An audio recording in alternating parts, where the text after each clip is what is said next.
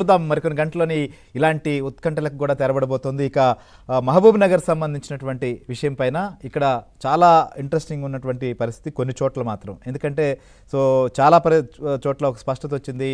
కానీ మిగిలినటువంటి పరిస్థితుల్లో ఆమన్గల్ లాంటి చోట్ల లేదా గద్వాల్ కావచ్చు, ఇట్లాంటి ఎలాంటి పరిస్థితి ఉండబోతుంది అంటే ఏం చెప్తారు బసవరాజ్?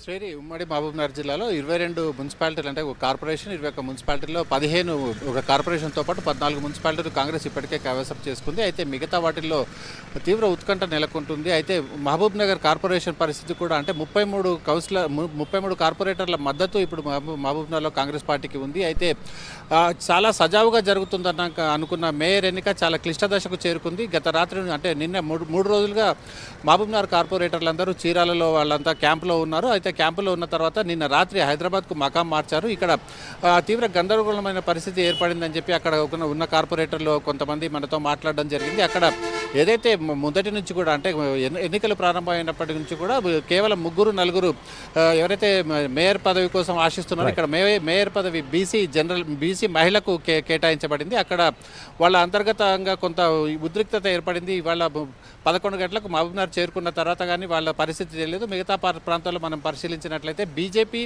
బీఆర్ఎస్ కలిసి ఎక్కడైతే నారాయణపేట కావచ్చు, అమర్చిత కావచ్చు, ఈ రెండింటిలో బీజేపీ బీఆర్ఎస్ కలిసే పరిస్థితి ఉంది. అయితే చాలా విచిత్రంగా ఆమన్గల్ మున్సిపాలిటీ పరిస్థితి మాత్రం మనకు కనిపిస్తుంది. అక్కడ కాంగ్రెస్ బీజేపీ కలిసిపోయే అవకాశం ఉంది శ్రీహరి. ఎస్, ఇక గద్వాల్ పరిస్థితి ఏంటి? అక్కడ క్లారిటీ వచ్చిందా? గద్వాల్లో చాలా అంటే గద్వాల్లో 37 కౌన్సిలర్లకు గాను 16 కౌన్సిలర్లు కాంగ్రెస్ పక్షాన గెలిచారు. అదేవిధంగా 11 బీఆర్ఎస్ పక్షాన గెలిచారు. 8 మంది